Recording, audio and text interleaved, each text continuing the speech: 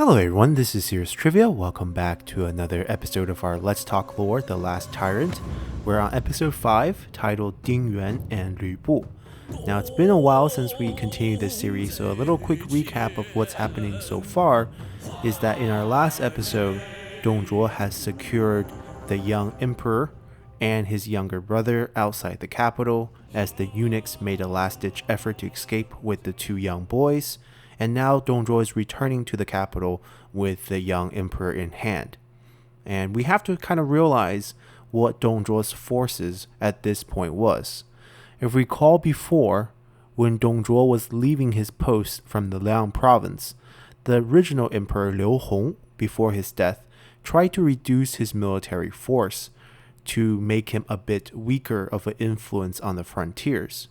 And Dong Zhuo begged and pleaded, saying that his auxiliary units would love to stay with him and work with him as he goes to become the Bin province's governor. So the emperor relented and let him keep 5,000 men. So from his armed forces, Dong Zhuo picked out his elite force. And his elite force historically was called Fei Xiong Jun, or the Flying Bear Army. And this group had 5,000 men in it at the time that Dong Zhuo was recapturing the two young emperor. And once he arrived to the capital with this force of very, very strong Qiang forces and frontiers Han army veterans, he was able to quickly gain control of the imperial armed forces that used to work under He Jin. And these forces would come in two components. One is what's called the Yulin Jun. This is technically what historically we all consider as the quote-unquote imperial army.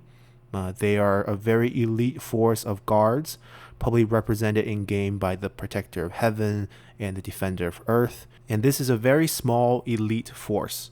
And during the Eastern Han Dynasty, the regulation size of Yulinjun, or the imperial army, is 1,828 men. And to support this elite force, there is something called the Wu Ying, or the 5 battalions. Now this force is slightly bigger. Of these 5 battalions, they total 3,536 men, and both of these forces were given over to He Jin during the Yellow Turban Rebellion when Liu Hong needed his brother-in-law to be a rock to defend the capital. And after this point, He Jin had full control of these two forces. But as we know, the eunuchs killed He Jin.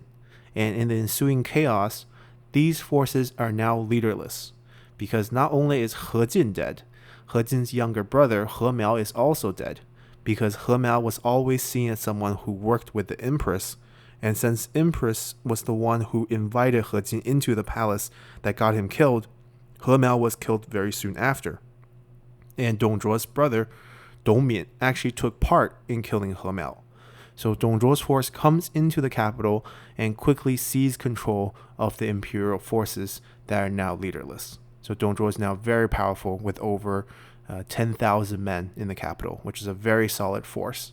And Dong Zhuo had a plan right away because he wanted to change emperors. We talked about this in last episode. Through his first interactions with the two young boys, he was very impressed with Liu Xie, or Lord Dong, and he felt a connection to him simply because he was nicknamed Lord Dong as well. And he felt that Lord Shi, Liu Bian, who is now the emperor technically, wasn't a really fit to be emperor. Now, many of you might recall that this was the same mindset that the previous emperor Liu Hong had, but Dong Zhuo didn't know this, so he was definitely not carrying out the will of the past emperor. He was simply wanting to push someone who he felt more connected to in Liu Xie and slightly younger into a position of power.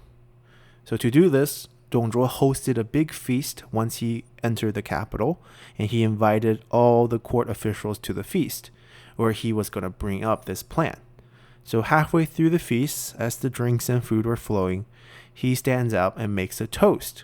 And during the toast, he brings up the idea of forcing the current young emperor to abdicate and to pass the throne to the wiser and smarter younger brother. After this toast, one man stood up in the crowd and opposed him. and this man was Ding Yuan. Now, Ding Yuan appears in our story for the first time. So let's talk about him a little bit. Now, Ding Yuan's past is very murky. Historically, he wasn't recorded in many of the historical documents. What we know at this time was that he has come to the capital on the invitation from He Jin, very much how Dong Zhuo was invited to the capital by He Jin as well, as He Jin tried to make a move against the eunuchs. Now, Dong Zhuo was invited because he was slightly west of the capital in the Liang province. Ding Yuan was invited because he was the prefect of the Bin province. So Dong Zhuo was supposedly moving from the Liang province to the Bin province to become the governor. Ding Yuan was already the prefect of the Bin province. And as a prefect, he had control of the military and administrative duties without firm control over the entire force. He was kind of a supervisor role. But he was able to bring some men with him into the capital to help support He Jin's cause. And those of you who are well versed in history might know that Ding Yuan also famously had Lü Bu working under him at this time. So perhaps this is why he felt he had the power to resist Dong Zhuo here on this feast. And Dong Zhuo, seeing that Ding Yuan has stood up to oppose his idea, got pretty angry. I think this is more of a romance description of Dong Zhuo of being this short-tempered, cruel man. And he drew his blade, wanting to go up to Ding Yuan and kill him. And this time, one of Dong Zhuo's advisors, Li Ru, pulled Dong Zhuo aside to calm him down. Because Li Ru knew Ding Yuan wasn't dangerous, but the man standing behind Ding Yuan in Lü Bu was very dangerous. So Li Ru pulls Dong Zhuo back, Dong Zhuo calms down, Ding Yuan gets pretty angry and storms out of the feast. So Ding Yuan leaves, Dong Zhuo calms down, puts on a smiley face, goes back to the drinking, and then in a while brings up this idea again to the court officials. And this time, someone else stands up to oppose him.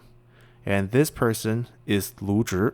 Now we know Lu Zhi was this really respected scholar at the time in the court, and Dong Zhuo here got angry again, draws his sword out, marches up to Lu Zhi to kill him. And during this process, his men didn't stop him, but many of the court scholars and Confucian scholars at the tables stood up to pull Dong Zhuo to say, Lu Zhi is renowned worldwide. We can't have him being killed on the first day you enter the capital. It will cast a shadow over your whole administration. So Dong Zhuo calms down and basically fires Lu Zhi and tells him to go retire. And this is kind of the quote of the flavor text that we saw in Lu Zhi's line when he was introduced during the Mandate of Heaven. And that's when this story happened. So Lu Zhi gets fired here, and Dong Zhuo wants to continue to push his agenda, but this time Wang Yuan comes out and calms Dong Zhuo down and tells him that maybe talking about who should be the emperor when everyone has been drinking is not such a good idea. So Dong Zhuo kind of gives up on the idea right here. And in the Romance of the Three Kingdoms version of the story, on the very next day, Ding Yuan and his forces challenged Dong Zhuo's forces to a fight outside the capital. Now, if we look at Ding Yuan's forces, at this time, he had 3,000 men he brought with him from the Bin province, and he was also the captain of the capital's guards, called Chi Jing Wu.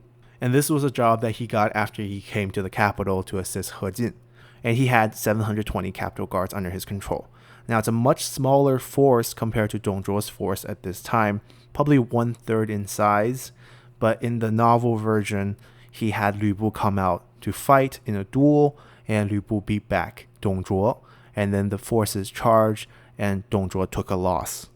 And during that night, Dong Zhuo is furious that Ding Yuan has someone like Lü Bu under his control, so he summoned a advisor named Li Su, who was also originally from the Bin province, so he knows Lü Bu from his childhood. And Li Su basically offers Dong Zhuo a plan to bribe Lü Bu to join his force instead. And the price of Lü Bu's loyalty was not only the red hair, which we famously know, but also 1,000 liang of gold. Now, liang is a unit of measurement, equals about 13.92 grams. At the time of the Eastern Han Dynasty, liang changes units from dynasty to dynasty, but in today's weight, it'll be about almost 14 kilos of gold and 10 plus night luminescent pearls and 1 jade belt. And all of this was brought to Lü Bu.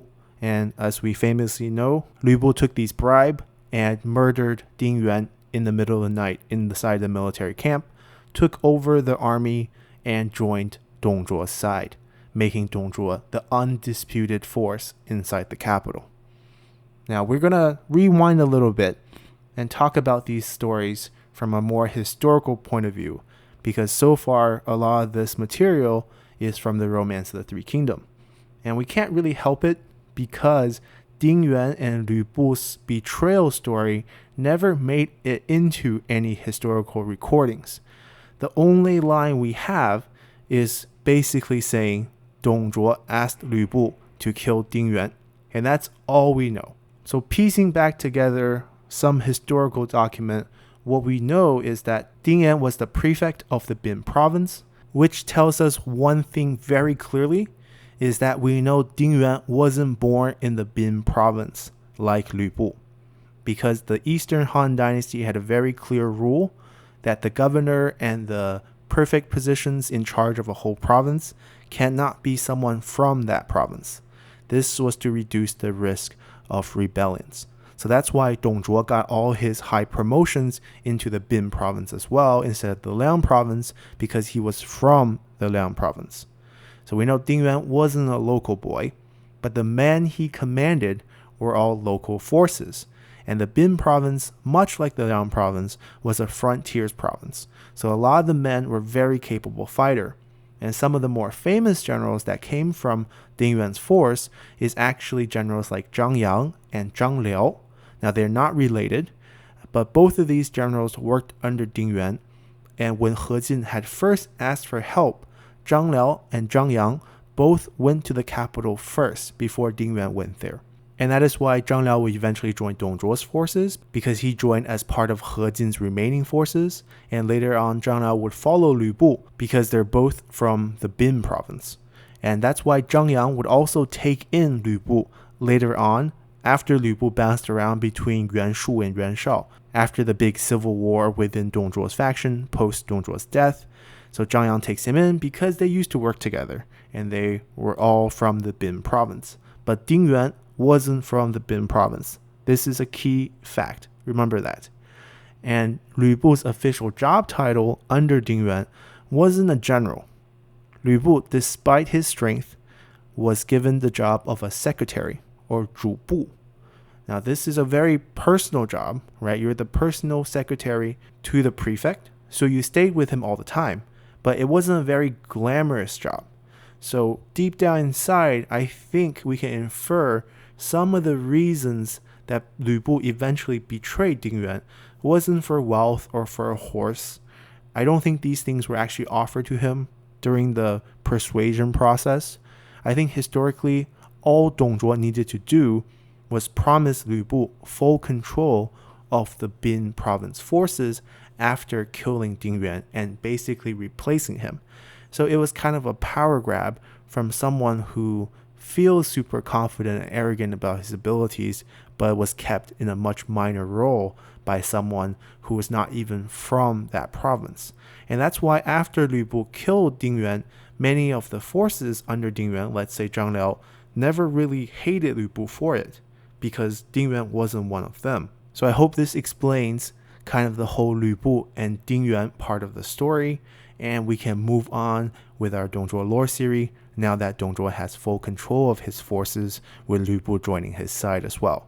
And this is also another thing we have to think about in the future, why there is a rebellion or a civil war after Dong Zhuo's death, because we can clearly see now that Dong Zhuo's forces are made up of people from different factions previously, or different provinces.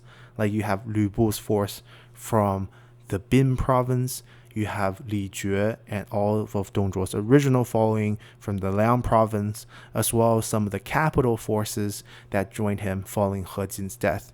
So without Dong Zhuo as the figurehead, everything would fracture. So we're going to be coming back with episode 6 on next Tuesday. Hope you guys come back for that. See you guys then. Bye.